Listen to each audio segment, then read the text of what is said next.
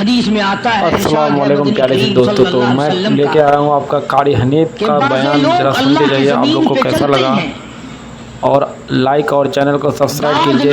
ماشاءاللہ بہت پیارا قاری حنیف کا بیان ہے، ذرا سنتے جائیے۔ سبحان اللہ۔ پروردگار اگر اجازت ہو میں اس کو نگل جاؤں، میں نہیں چاہتی کہ اس کے منحوس قدم مجھ پہ پڑتے رہیں، اجازت ملے میں اس کو لقمہ بنا کر کے نگل جاؤں، اس کو زمین کی تہ میں لے آؤں۔ اور ایک اور ارشاد ہے حضور کریم صلی اللہ علیہ وسلم کا، یوں فرمایا کہ جب قوم کے اندر تین چیزیں ہو جائیں، جب کسی قوم میں تین عادتیں، تین خصلتیں، تین برائیاں پیدا ہو جائیں، تو سرکار مدینہ صلی اللہ علیہ وسلم نے فرمایا وہ قوم پھر زمین کے اوپر بسنے کے لائق نہیں رہتی، اس قوم کو زمین کے اندر غرق ہو جانا چاہیے۔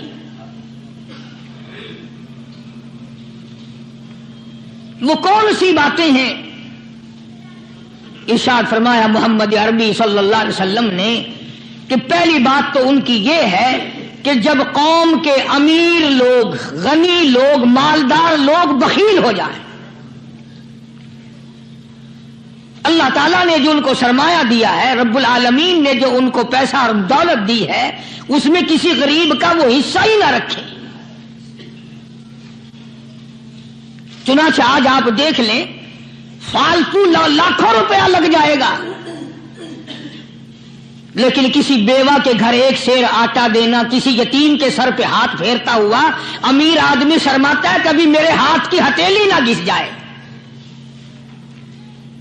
حالانکہ ارشاد فرمایا مدنی کریم صلی اللہ تعالی علیہ وسلم نے بعد وقت ایسا قبولیت کا ہوتا ہے جو آدمی یتیم کے سر پہ ہاتھ پھیر دے محبت کے ساتھ، یہ بچہ یتیم ہے، اس کا لاڈ اجڑ گیا، اس کا مان اجڑ گیا، اس کا ابا رخصت ہو گیا، اس کو گود میں بٹھا کر پوچھنے والا چلا گیا بیٹا تو کیا چیز کھاوے گا؟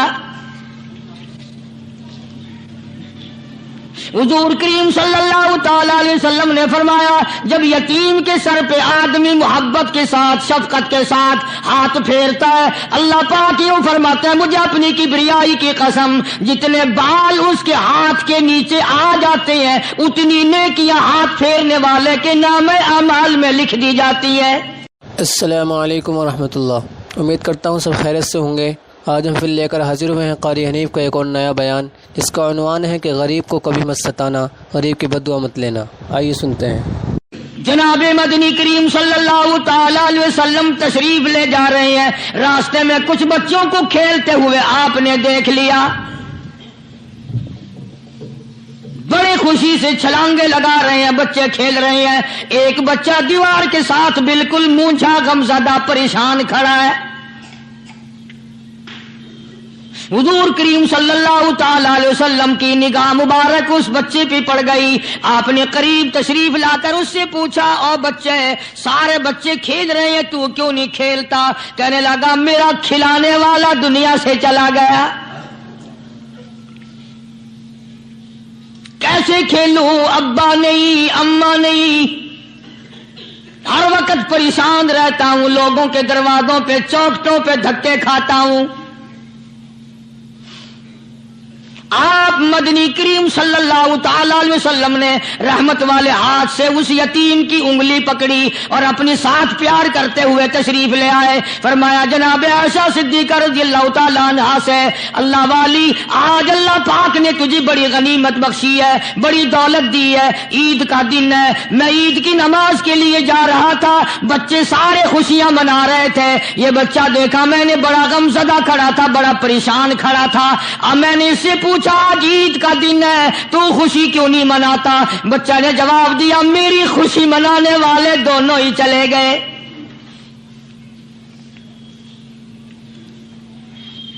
آج اللہ نے یہ موقع بخشا ہے، اسے نہلا دھلا، اس کو نئے کپڑے پہنا، معصوم بچے کے سر پہ ہاتھ پھیرتے ہوئے فرمایا بیٹا گھبرانا، یہ عائشہ صدیقہ تیری اماں ہے، میں محمد الرسول اللہ آج سے تیرا ابا بن گیا ہوں۔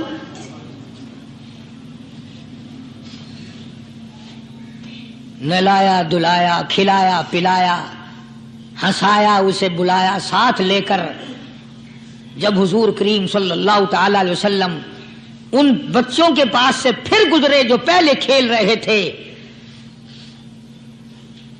उस जमाने के तो बच्चे भी समझदार थे, आज तो चिट्टी दाढ़ी वालों को समझ नहीं है। कब्र बिल्कुल किनारे, कब्र के किनारे पे खड़े हैं, फिर भी समझ नहीं।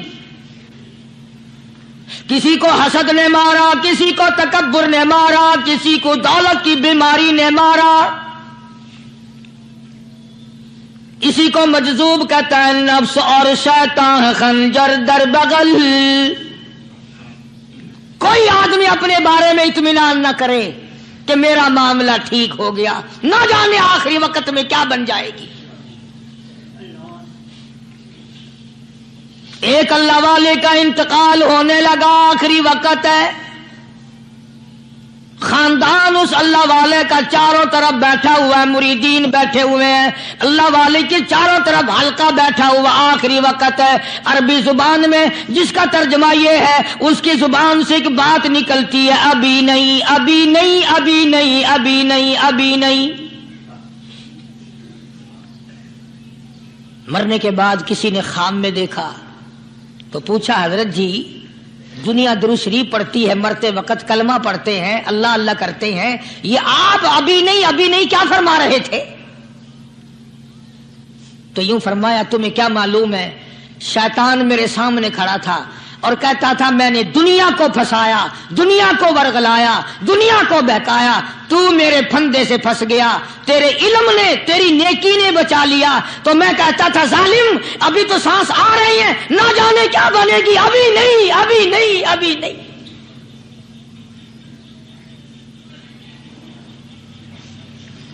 इसी को मजजूब कहता है, क्या मालूम क्या बन जाएगा, किस हाल में दम निकलेगा, रात को क्या हो जाएगा, दिन को क्या बन जाएगा। फरमाया नफ्स और शैतान है खंजर दर बगल,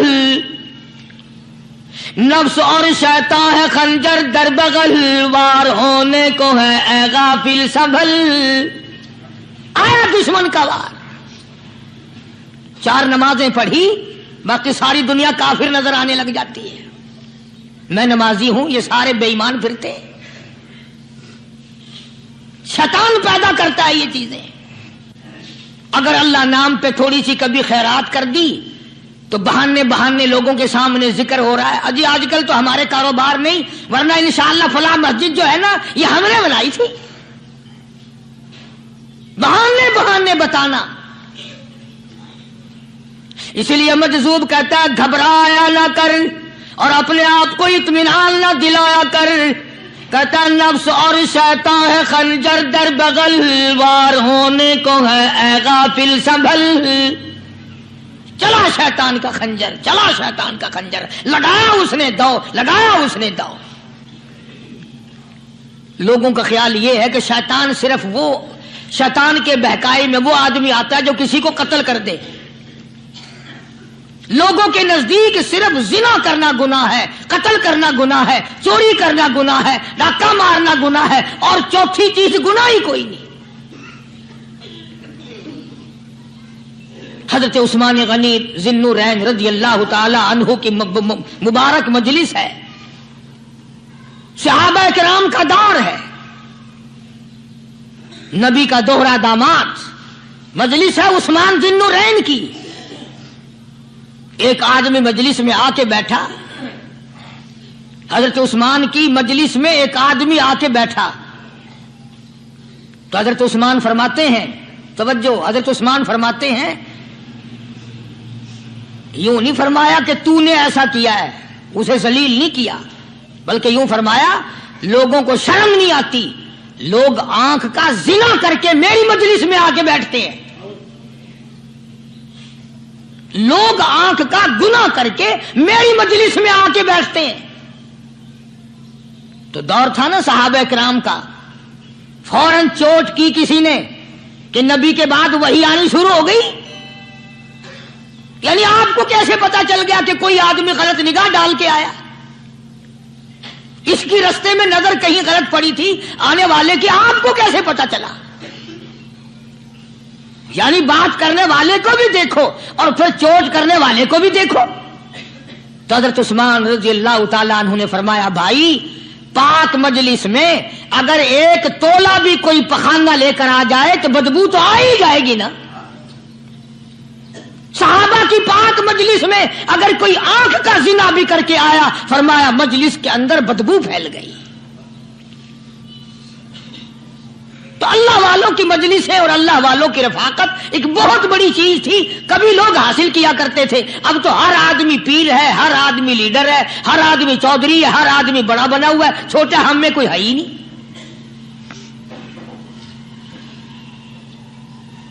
اور ان ولیوں کی بھی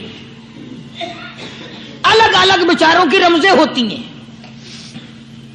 علماء کرام نے لکھا ہے حضرت خواجہ باقی باللہ رحمت اللہ علیہ دلی میں مزار ہے, بہت بڑے بزرگ گزرے ہیں. دیکھو میں ذکر خیر کر رہا ہوں نا, کئی لوگ تمہیں نکلتے ہوئے ٹانگے والے, گھوڑے والے, رکشے والے کہتے ہیں قاری علی ولیوں کو نہیں مانتا. میں یہ ذکر خیر ولیوں ہی کا تو کر رہا ہوں. بات صرف اتنی ہے, تمہیں اچھی لگے یہ بری لگے, میں ننگوں کو نہیں مانتا. میرے نزدیک ولی وہ ہے جس کی رگ رس سے, نس نس سے, خون کے قطرے قطرے سے, ہر ادا سے, ہر سنت سے, ہر طریقے سے محمد عربی صلی اللہ علیہ وسلم کی سنت زندہ ہوتا ہو. میں اس کو ولی نہیں مانتا جو کپڑوں سے ننگا پھرتا ہو.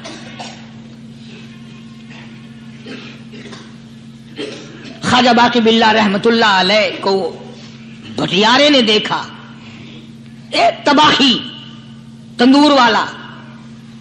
حضرت خواجہ صاحب کو دیکھا کہ جامع مسجد دلی کے پیڑیوں پہ, سیڑھی پہ کبھی چڑھتے ہیں, کبھی اترتے ہیں, کبھی چڑھتے ہیں, کبھی اترتے ہیں, پریشانی کا عالم. تو تباہی تو ضرور تھا, بٹیارہ تو تھا, مگر تھا تو دلی کا. وہ سمجھ گیا کہ حضرت کو کوئی پریشانی ہے. پہنچا اور جا کے کہنے لگا حضرت کیا بات ہے, آج رات کافی گزر گئی ہے, آرام فرماؤ, کبھی چڑھتے ہو کبھی اترتے ہو, پریشانی کیا پریشانی ہے؟ فرمایا 4 مہمان ہیں, کھانا کھلانا ہے, میرے پلے کچھ نہیں. اندازہ لگاؤ, ابھی ابھی ولی یہ کہہ رہا کہ میرے پلے ڈھیلا دمڑی کچھ نہیں, 4 مہمان ہیں, شرمندہ ہوں ان کو کھانا کھلانے کے لیے. تو وہ کہنے لگا حضرت یہ کون سی فکر کی بات ہے, میں بھی لاتا ہوں. وہ کھانا لایا اور حضرت کے مہمانوں کو کھانا کھلایا. کھانا کھا لیا, فارغ ہو گئے. دیکھو ولی کی بات, ابھی تو کہتا تھا کہ روٹی نہیں ہے, اور ابھی ابھی وہی ولی کہتا ہے بٹیارے کا ہاتھ پکڑ کے مانگ کیا مانگتا ہے, مانگ کیا مانگتا ہے. اب تیرے جیسا اگر وہاں ہوتا تو کہتا کہ جی کوئی گورنری سرمنری دلاؤ, اسمبلی کی ممبری دلاؤ, کوئی تھوڑے علاقے کا ڈھیر سیاح ہویا تو آخیا کہ جی میں کو بئی پر نہ دو, پہلی پرانی تھی گئی ہے ہوں, میں کو کوئی نوی لاوی چا پر نہ ہو. یہ شے منگنی ہے, اور کیا منگیا. خواجہ باقی باللہ رحمت اللہ علیہ بٹیارے کا ہاتھ پکڑے کھڑے ہیں, فرمانے لگے مانگ کیا مانگتا ہے. وہ تباہی بھی دلی کا تھا نا, کہنے لگا حضرت بس اللہ کا دیا سب کچھ ہے, بس آپ رہنے دیں. فرمایا نہیں نہیں, مانگ کیا مانگتا ہے. اس نے کہا حضرت پھر اگر دینے پہ ہی آئے ہو نا, اور اگر اتنا ہی دریائے کرم جوش میں ہے اور آپ دینے کا جذبہ لیے ہوئے ہیں, پھر مجھے اپنے جیسا بنا دو, اپنے جیسا بنا دو. کیا مانگا ہے, مجھے اپنے جیسا بنا دو. فرمایا نہیں برداشت کر سکے گا. کہنے لگا پھر پوچھتے کیوں ہو کیا مانگتا ہے, جب دینا ہی کچھ نہیں تو پوچھتے کیوں ہو, اگر دینے پہ آئے ہو اپنے جیسا بنا دو. یوں لکھا ہے کہ خواجہ باقی باللہ نے اس بٹیارے کو اپنے سینے سے لگا کر کے تھوڑا سا دبایا تھا, پٹاخ کر کے روح نکل گئی بٹیارے کی. بلا جو تجلیات خدا بندی بتدریج آہستہ آہستہ سینے میں آئے تھے, ان کا کرنٹ وہ یکدم برداشت کیسے کرتا. میرا عرض کرنے کا مقصد یہی ہے کہ ہم لوگ اپنے آپ کو کب سنبھالیں گے اور وہ کون سا وقت آئے گا کہ ہم اس بات کے قائل ہوں گے اور تسلیم کریں گے کہ جو کرتا ہے خدا کرتا ہے، بندہ کچھ نہیں کر سکتا۔ تو میں نے اس لیے عرض کیا، مجذوب کہتا ہے نفس اور شیطان ہے خنجر در بغل، نفس اور شیطان ہے خنجر در بغل، وار ہونے کو ہے اے غافل سنبھل۔ کبھی 4 دن بیٹھ کے اللہ اللہ کر لی، تسبیح پھیر لی، تو دوسروں کو یہ تو دنیا کے دھندے میں پھنسے ہوئے ہیں، میں بہت بڑا ولی ہوں، میں بہت بڑا ابدال ہوں، مجھ سے بڑا تو کوئی نیک ہے ہی نہیں۔ یہ بہت بڑی مار ہے شیطان کی۔ اسی کو کہتا کہ نفس اور شیطان ہے خنجر در بغل، وار ہونے کو ہے اے غافل سنبھل، آ نہ جائے دین و ایمان میں خلل، آ نہ جائے دین و ایمان میں خلل، باز باز آئے بدعمل۔ کچھ تو سوچ، کس کی تو پیداوار ہے، کس نے تجھے بنایا، کس نے تجھے یہ آنکھیں دی، کس نے یہ لب دیے، کس نے یہ دل دیا، کس نے یہ دماغ دیا، کس نے یہ شعور بخشا، کس نے یہ ساری چیزیں عطا فرمائی۔ اللہ پاک کی ذات فرماتی ہے او لوگوں، مجھے بھی بڑا دکھ لگتا ہے، مجھے بھی بڑا صدمہ ہوتا ہے، میرا قہر جوش میں آ جاتا ہے جب پیاری شکل بناؤں میں، پیاری صورت بنائی میں نے، پیارا ماتھا سونی شکل بنائی میں نے، جب میری چوکھٹ کے سوا دوسروں کے دروازے پہ جا کے تو ماتھا رکھتا ہے، فرمایا میرا قہر جوش میں آتا ہے تجھے برباد کر دوں۔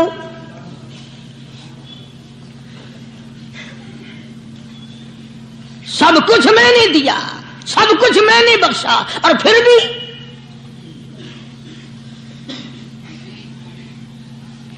شاہ عبد القدوس گنگوہی رحمت اللہ علیہ بہت بڑے بزرگوں میں سے گزرے ہیں، بہت بڑے اللہ والے تھے۔ ایک راستے سے گزر رہے ہیں، مریدین ساتھ ہیں،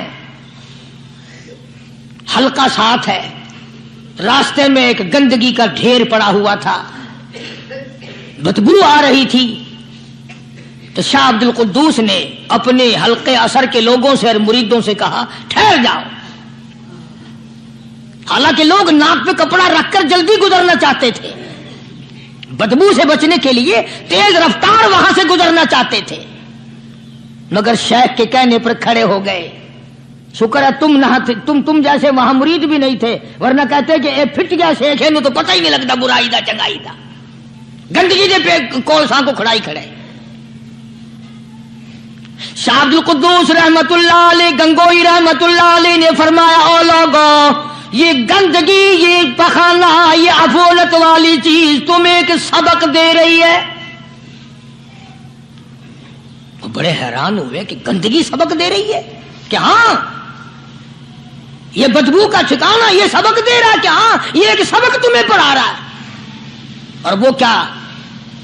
شیخ فرمانے لگے یہ گندگی تم سے کہتی ہے او لوگوں، کل سے پہلے میں مٹھائی کی صورت میں حلوائی کی تھال میں رکھا ہوا تھا، جو دیکھتا تھا اس کے منہ میں پانی آ جاتا تھا، حلوے کی صورت میں تھا، جلیبی کی صورت میں تھا، امرتی کی صورت میں تھا، اور اے گندگی کا ڈھیر لوگوں تم سے یہ کہتا ہے کل میں فروٹ والے کی ٹوکری میں رکھا ہوا تھا، اناج کی شکل میں تھا، غلے کی شکل میں تھا، پھل کی شکل میں تھا، فروٹ کی شکل میں تھا، مٹھائی کی صورت میں تھا، جو مجھے دیکھتا تھا اس کو میں پیارا لگتا تھا، میری چاہت معلوم ہوتی تھی، میری ضرورت معلوم ہوتی تھی، جو دیکھتا تھا منہ میں پانی آ جاتا تھا۔ او انسان، ایک رات تیرے پیٹ میں جانے کا اتفاق ہوا، او انسان آ دیکھ لے میرا کیا حال بن گیا۔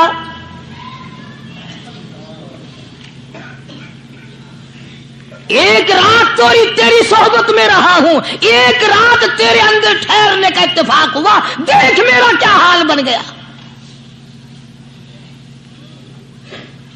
ہر شخص مجھ سے نفرت کرتا ہے، مجھ سے بدبو کی وجہ سے نفرت کرتا ہے، ناک پہ کپڑا رکھتا ہے، میرا کیا حال بن گیا۔ اور بندے تجھے 40 50 60 سال گزر گئے، تو نے اپنے اندر خوشبو پیدا کرنے کی کوشش نہ کی، جزاکم اللہ خیرا و احسن الجزاء۔